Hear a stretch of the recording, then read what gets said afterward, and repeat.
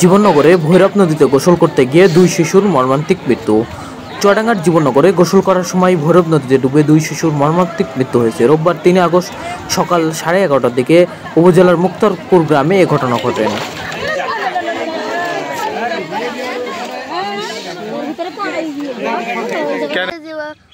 মার দিকে আনতে যাচ্ছিলাম, তখন আর উদয় খোঁজ পাচ্ছিলাম না।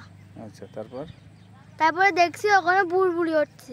আস্তে আস্তে যে বুঝে আছে বলছে মিয়া ভাই ফোন দিল, তার মুখ আমি তাইকেই রয়েছি রাস্তায়, সে সাথে হাতে চলে এলাম।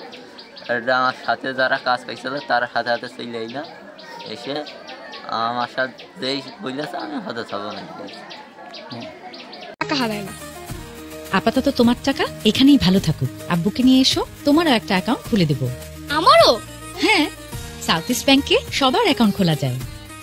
এভাবেই শুরু হয় নির্ভরতা গল্পটা। জন্ম নেয় বিশ্বাস, যেখানে টাকা নয় জমা পড়ে আস্থা। সাউথ ইস্ট ব্যাংক একটি